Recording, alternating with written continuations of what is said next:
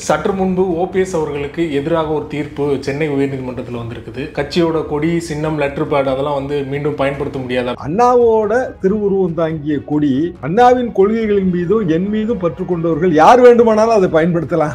அதுக்கு எந்த தடையும் கிடையாது. அது வேற மாதிரியான ஒரு நிலைப்பாடு. அப்படியான நிலைப்பாடை எடுப்பதற்கு எம்ஜிஆரால மட்டும்தான் முடியும். எடப்பாடி பழனிசாமியால முடியாது. நமக்கெல்லாம் தெரிஞ்சதுதான். இரட்டை இலைக்கு இருந்த ஆதரவு ஒரு தனி சின்னத்திற்கு ஓபிஎஸ் அவர்கள் கிடைக்கும் நினைக்கிறீங்களா? ஓபிஎஸ் தமிழ்நாடு பூராவும் அவர் கேண்டிடேட் போட போறது கிடையாது. பிஜேபி கூட்டணியில ஏதோ சில தொகுதிகளை அவங்க கொடுப்பாங்க. எடப்பாடி அவர்கள் மீது விமர்சனம், சிஏஏ என்ஆர்சியை நீங்க ஏன் ஆதரிச்சீங்க, ஆதரிச்சுட்டு இப்போ இரட்டை வேடம் போறீங்களா அப்படிங்கிற கேள்விக்கு ஓபிஎஸ் அவர்களுடைய அழுத்தத்தால் தான் நான் சிஏஏ என்ஆர்சியை ஆதரித்தேன். ஒருத்தர் அழுத்தம் கொடுத்தா உண்மையான தலைவர் அழுத்தத்தை மீறணும்ல. இப்ப முதலமைச்சருக்கு அழுத்தம் வராமலா இருக்கும். அழுத்தத்தை மீறத்தான் செய்யணும், வேற வழி கிடையாது. பாஜக பல்வேறு மாநிலங்களில் கடைபிடிக்கிற உத்தி என்ன? மாநில கட்சிகள் பிளவுபட்டால் ஏதாவது ஒரு பிளவை தன் பக்கம் இழுக்கிறது. அவங்க முதல்ல எடப்பாடியை தான் இழுத்தாங்க. இப்படி எடப்பாடி வெளியேறிய பிறகு அவர்களுக்கு வேற வழி இல்லையே. அவங்க ஓபிஎஸ் தானே இழுக்க முடியும். ஏன்னா அதிமுகங்கிற ஒரு பேனர் அவங்களுக்கு தேவைப்படும்ல. இப்போ கூட்டணில இருந்து வெளில வந்தாலுமே வெளிப்படையா ஒரு விமர்சனம் பண்ணாதானே சிறுபான்மையினர் ஓரளவாக ஏற்றுக்கொள்ள முடியும் எடப்பாடி அவர்கள். ஆனா அந்த விமர்சனத்தை ஏன் வைக்க தயங்குறாரு நினைக்கிறீங்க? அது அவருக்கு பயம் இருக்கும்ல. மடியில கடை இருக்கும்போது பயம் இருக்கும்ல. அலமாரியை திறந்தா 1000 எலும்பு கூடு. அது இப்பவுமே எதுக்கு போய் விமர்சனத்தை வச்சு சிக்கல்ல மாட்டணும்னு தானே நினைப்பாங்க எல்லாரும். அப்போ இவரோட இருக்கிற எல்லாருக்கும் எந்த பயமுமே கிடையாதா? அதெல்லாம் இருக்க. இது போன்று அரசியல் சார்ந்து எக்ஸ்க்ளூசிவான வீடியோக்களை தொடர்ந்து காண ஆகாயம் வாய்ஸ் சேனலை சப்ஸ்கிரைப் பண்ணுங்க.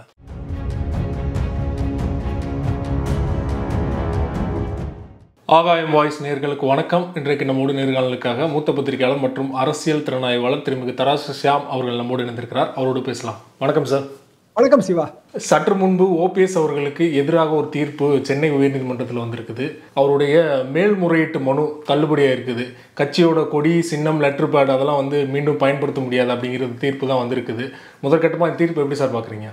ஓரளவுக்கு எதிர்பார்த்தது தான். காரணம், இந்த அமர்வு, நீதியரசர்கள் மகாதேவன் அடங்கிய அமர்வு ஏற்கனவே பல வழக்குகளில் இப்படியான ஒரு நிலைப்பாடைத்தான் எடுத்திருந்தது. தனி நீதிபதி வழங்கிய உத்தரவு கட்சியின் பெயர், சின்னம் மற்றும் கட்சியின் கொடி ஆகியவற்றை பயன்படுத்தக்கூடாது என்பது. அதை எதிர்த்த மேல்முறையீடு இது. இதிலே கட்சியின் பெயர் தேர்தல் ஆணையத்தின் பதிவுக்கு உட்பட்டது. தேர்தல் ஆணையம் தான் அதற்கான அத்தாரிட்டி, அப்ரோப்ரியேட் அத்தாரிட்டி. தேர்தல் ஆணையம் எடப்பாடி பழனிசாமி தரப்புக்குத்தான் சாதகமாக அதிமுக என்கிற கட்சி பெயர் இருக்கிறது என்று கூறிவிட்டது. பெயர் பதிவு நாம் எப்போதும் தேர்தல் ஆணையத்தில் செய்கிறோம். அதுக்கு பிறகு தேர்தல் ஆணையம் பல ஆவணங்களை எல்லாம் ஆராய்ந்து பதிவை நமக்கு தருகிறது. அது அங்கீகரிக்கப்பட்ட கட்சியாக இருந்தாலும் சரி, வெறுமனே பதிவு பெற்ற கட்சியாக இருந்தாலும் சரி, இதுதான் விதி. அதுக்கு பிறகு சின்னம் எப்போதுமே தேர்தல் ஆணையத்துக்கு தான் சொந்தமானது. பயன்பாட்டு உரிமையை மட்டும் கட்சிகளுக்கு தேர்தல் ஆணையம் கொடுக்கிறது. எப்படின்னா, ஒரு குறிப்பிட்ட சதவீத ஓட்டு, குறிப்பிட்ட சதவீத சீட்டு, அதுக்கு பிறகு பயன்பாட்டு உரிமை. தொடர்ந்து 3 ஆண்டு அந்த குறிப்பிட்ட சதவீதம் வரலைன்னா பயன்பாட்டு உரிமையை நம்ம இழந்துருவோம். அது என்ன சின்னமா இருந்தாலும் தேர்தல் ஆணையத்துக்கு சொந்தம். கட்சி அதை பயன்படுத்திக்குது. இதுதான் அங்கீகரிக்கப்பட்ட சின்னம். அப்போ அதிமுகங்கிற பெயர், அதிமுகவின் அங்கீகரிக்கப்பட்ட சின்னமான இரட்டை இலை, இது எடப்பாடி பழனிசாமி தரப்பிடம் தான் இருக்கிறது என்று தேர்தல் ஆணையம் முடிவு செய்து கூறிவிட்டது. இனி அதிலே முடிவெடுக்க வேண்டியது என்பது தனி வழக்கு. அது சென்னை உயர்நீதிமன்றத்திலும் போடலாம், உச்ச நீதிமன்றத்திலும் போடலாம். இந்த கொடி என்பதற்கு தேர்தல் ஆணையம் அங்கீகாரம் தருவதே இல்லை. கொடிக்கு எப்போதுமே தனி அங்கீகாரம் கிடையாது. நீங்க தேர்தல் ஆணையத்தோட எந்த விதியை எடுத்து பார்த்தாலும் இந்த 2 தான். ஆனா கொடி ஒரு கட்சியின் இந்த பைலால இருக்கும். அதாவது துணை விதிகள், அமைப்பு சட்டத்துல அது இருக்கும். அப்போ 3ம் ஒன்னோட ஒண்ணு சேர்ந்ததா மாறிடுது. தனித்தனியா பிரிச்சு பார்க்க முடியாது. அது கொடியை யார் வேணாலும் பயன்படுத்தலாம் அப்படின்னு நம்ம தனியா அதுக்கு வாதாட முடியாது. ஆனா எம்ஜிஆர் காலத்துல என்ன ஆச்சுனாங்க, ஹண்டே அப்போ தலைமை நிலைய செயலாளர் இந்த பச்சை குத்துறது சம்பந்தமாக ஒரு மனஸ்தாபம் வந்துச்சு. அந்த மனஸ்தாபம் வந்த உடனே ஹண்டே அவரோட பதவியை ராஜினாமா செஞ்சுட்டாரு. இன்னும் சொல்ல போனால் எம்ஜிஆர் கூட நேரடியா பார்க்காம எம்ஜிஆரின் உதவியாளர்கிட்ட அந்த கடிதத்தை கொடுத்துட்டு அவர் போயிட்டாரு. எம்ஜிஆருக்கு ரொம்ப வருத்தம். மறுநாள் அவர் ஹண்டே எல்லாம் போய் பார்த்து சமாதானம் எல்லாம் சொன்னாரு. ஆனா அவர் ஹண்டே அதை ஏத்துக்கல. இன்றைக்கு அவர் மருத்துவராக தொழில் செய்து கொண்டிருக்கிறார். ரொம்ப பிரபலமானவர். பின்னால் எம்ஜிஆர் அமைச்சரவையில் சுகாதாரத்துறை அமைச்சராக இருந்தார். அவர் கட்சியிலிருந்து விலகிய பிறகு அதிமுக கொடியை அவர் பயன்படுத்தினார். எம்ஜிஆர்ட்ட சொன்னாங்க, இந்த மாதிரி பயன்படுத்துறாருன்னு சொல்லும் போது எம்ஜிஆர் என்ன சொன்னார்னா, அண்ணாவோட திருவுருவம் தாங்கிய கொடி, அண்ணாவின் கொள்கைகளின் மீதும் என் மீதும் பற்று கொண்டவர்கள் யார் வேண்டுமானாலும் அதை பயன்படுத்தலாம். அதுக்கு எந்த தடையும் கிடையாது. அது வேற மாதிரியான ஒரு நிலைப்பாடு. அப்படியான நிலைப்பாடை எடுப்பதற்கு எம்ஜிஆரால மட்டும்தான் தான் முடியும், எடப்பாடி பழனிசாமியால முடியாது, நமக்கெல்லாம் தெரிஞ்சதுதான். ஆக கட்சியின் கொடியவும் ஓபிஎஸ் பயன்படுத்தக்கூடாது என்றாகும் போது கட்சி கரை போட்ட வேஷ்டி, அதுக்கெல்லாம் உலகத்துல எங்கேயுமே பதிவு கிடையாதுங்க கட்சி கரைக்கெல்லாம். ஆனா அதையும் பயன்படுத்த முடியாதுன்னு ஆயிடுச்சு. இப்போ இந்த தீர்ப்பின் மூலமாக தனி நீதிபதி அளித்த தடை உறுதிப்படுத்தப்படுகிறது. மெயின் சூட்டு இன்னமும் அது பெண்டிங். அதாவது மூல வழக்குன்னு சொல்லுவோம், சிவில் வழக்கு. இதெல்லாம் சிவில் உரிமை சம்பந்தப்பட்டது தானே, அதனால சிவில் வழக்கு இன்னமும் நிலுவையில் இருக்கிறது. அது எந்த காலத்துல முடியும்னு யாருக்கும் தெரியாது. உச்சநீதிமன்றத்துல 19ஆம் தேதி இது சம்பந்தமான வேறொரு வழக்கு வருது. அப்போ ஓபிஎஸ் தரப்பு ஏதாவது நிவாரணம் பெறுவதற்கு முயற்சிக்கலாம். அதே போல ஓபிஎஸ் தரப்பு வழக்கறிஞர் அதிமுகவிற்கே அதிமுக கொடி சின்னம்லாம் வந்து சொந்தம் கிடையாது அப்படிங்கிற ஒரு வினோதமான வாதத்தை வச்சிருக்காரு அப்படின்னு சொல்லிட்டு எடப்பாடி தரப்பு ஆதரவு வழக்கறிஞர் இன்பதுரை அவர்கள் வெளிப்படையா ஒரு விமர்சனம் பண்ணியிருக்காரு இல்லையா? இது எப்படி எடுத்துக்கிறது?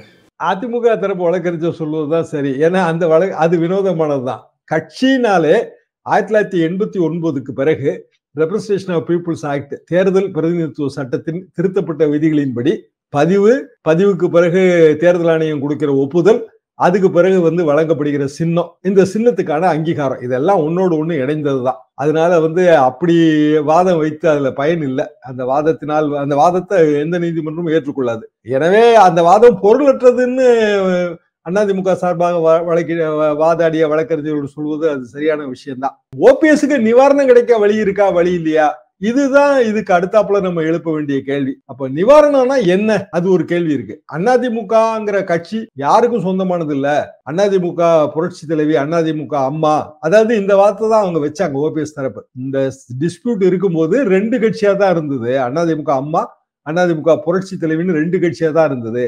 ஒன்றுபட்ட யூனிஃபைடு ஏடிஎம்கே இல்ல அப்படிங்கிற வாதம் வைத்தார்கள். ஆனா தேர்தல் ஆணையம் அந்த ஆர்டர் கொடுத்த பிறகு அந்த வாதத்துக்கு பொருள் இல்லாம போயிருது. இப்போ அதே மாதிரியான ஒரு வாதத்தை உச்சநீதிமன்றத்தில் வைத்து தேர்தல் வர இருக்கிறது, நாங்களும் போட்டி போடணும், நம்ம போட்டி போடணும்னா எங்களுக்கு ஒரு கட்சி வேணும், சின்னம் வேணும், இல்லைன்னா லெவல் பிளேயிங் ஃபீல்டு, 2 தரப்புக்கும் சமமான நிலை இருக்கணும், அது பேலன்ஸ் ஆஃப் கன்வீனியன்ஸ் சொல்லுவாங்க.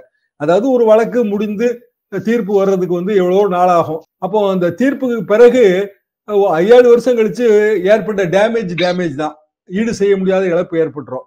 அதனால அது வரைக்கும் சமநிலை நிலவட்டும், balance of convenience to both sides.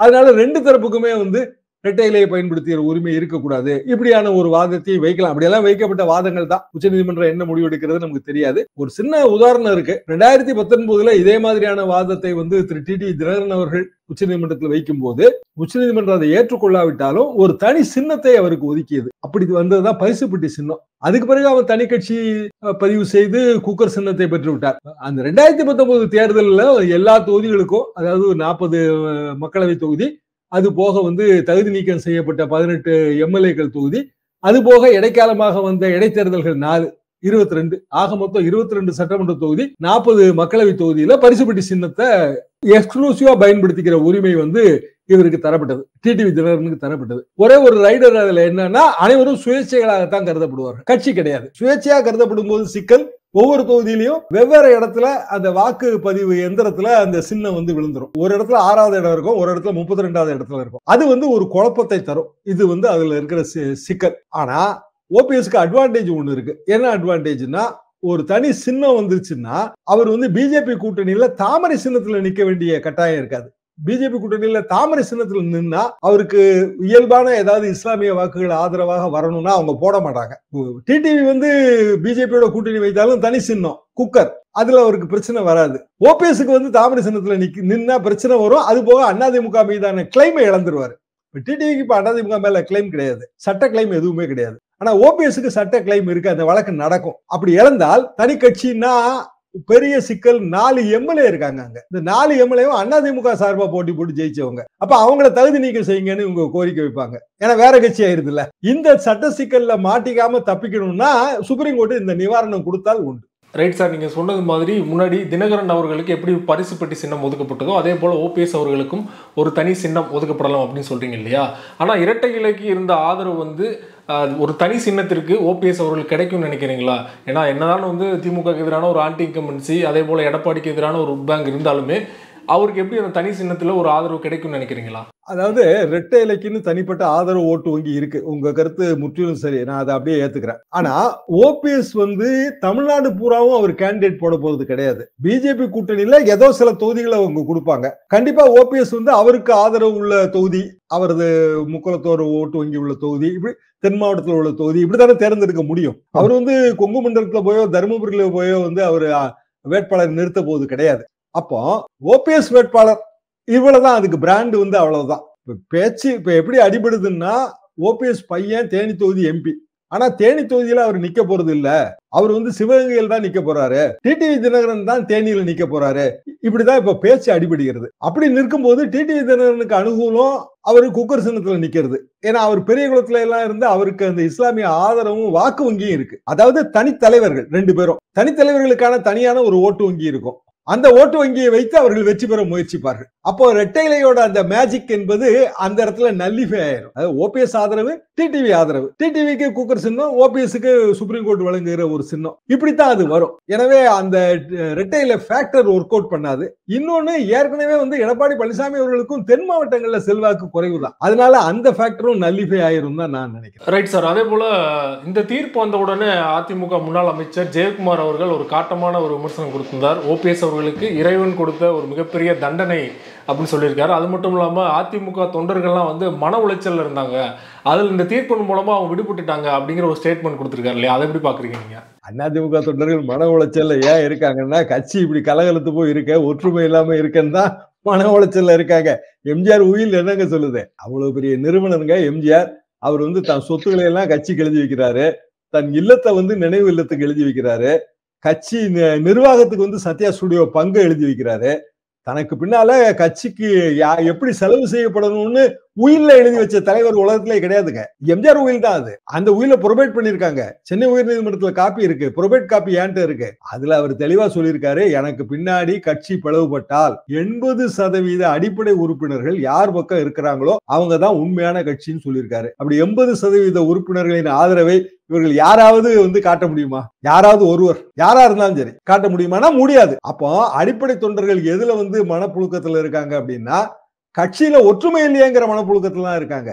AIADMK ஒன்றுபட்டு இருந்தால் மட்டும்தான் திமுகவோட அவங்களால போட்டி போட முடியும். இல்லைன்னா வாய்ப்பே கிடையாது. திமுகவுக்கு எதிரான வாக்குகள் சிதற சிதற திமுகவுக்கு அனுகூலங்கிறதான அடிப்படையான ஒரு விஷயம். உண்மைதானே அது? திமுகவுக்கு எதிரான அதிருப்தி வாக்கு இருக்கு, இல்லன்னு நான் சொல்லவே இல்லை. ஆனா அந்த அதிருப்தி வாக்கு ஒரு இடத்துல சேர்க்கணும்ல. இப்ப இந்தியா கூட்டணி என்னங்க செய்யுது? பிஜேபி எதிர்ப்பு வாக்குகளை ஒரு இடத்துல சேர்க்க தர முயற்சி செய்யுது. பிஜேபி ஆதரவு வாக்கு 38-40% இருக்கு. அப்போ எதிர்ப்பு வாக்கு 45 50 அவங்க கொண்டு வரணும். அப்ப அதே பொறுத்து அதே உதாரணம் தானே இங்க தமிழ்நாட்டு அரசியலுக்கும். திமுக எதிர்ப்பு வாக்கு ஒரு அணியில் நீங்க சேர்க்கணும்ல. அதிமுகவுக்குள்ளே நீங்க 2ஆ 3ஆ பிரிஞ்சிருந்தீங்கன்னா உங்களுக்கு அது எப்படி கிடைக்கும்? ஓபிஎஸ் வாக்கு யாரோட வாக்கு? அதிமுக வாக்கு தானே. டிடிவி வாக்கு யாரோட வாக்கு? அதிமுக வாக்கு தானே. அவ்வளவு பெரிய எம்ஜிஆரே எஸ்டிஎஸ் பிரிஞ்சு போய் 1984 ஊழல் எதிர்ப்பு பேரணி எல்லாம் நடத்தி கவர்னர்கிட்ட எல்லாம் மனு கொடுத்து தனியா தேர்தல் எல்லாம் போட்டி போட்டு 85 வரைக்கும் பயங்கரமா சண்டை போட்டு கிடந்தாரு. 86 முனிசிபல் தேர்தலில் தோல்வி அதிமுகவுக்கு. எம்ஜிஆர் உடனே எஸ்டிஎஸ் வீட்டுக்கு போனாரு. அங்க எஸ்டிஎஸ் குளிச்சுட்டு இருந்தாரு. எம்ஜிஆர் தோசை சுடுத்துற சொல்லி சாப்பிட்டுட்டு எஸ்டிஎஸ் குளிச்ச கையோட கட்சிக்கு கூட்டிட்டு வந்துட்டாருங்க. சரி, நான் ஆரம்பத்துல சொன்ன ஹண்டே உதாரணமே இதுக்கு பொருந்தும். அந்த ஹண்டேக்கும் சுகாதாரத்துறை அமைச்சர் பதவி தரப்பட்டது. அதாவது எதிர்ப்பவர்களையும் அரவணைப்பதுதாங்க அரசியல்.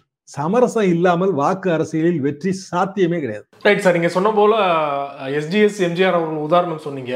அந்த உதாரணம் இங்க ஏற்றுக்கொள்ள முடியுமா இருக்குமா? ஏன்னா ஓபிஎஸ் அவர்களுக்கு இந்த செல்வாக்கு தற்போதும் இருக்குதா அப்படிங்கிறது எடப்பாடி அவர்களுக்கு ஒரு சந்தேகம் வரும் இல்லையா? அப்படி வந்ததால் தான் அவர் ஓபிஎஸ் போனா போறாரு அப்படின்னு விடுறாரா? அப்படி எடுத்துக்கலாமா? நீங்க தஞ்சாவூர் பகுதிக்கு வந்தீங்கன்னா அந்த ஒரத்தநாடு, தஞ்சாவூர் அந்த பகுதிகளில் எஸ்டிஎஸ்க்கு தனி செல்வாக்கு உண்டு.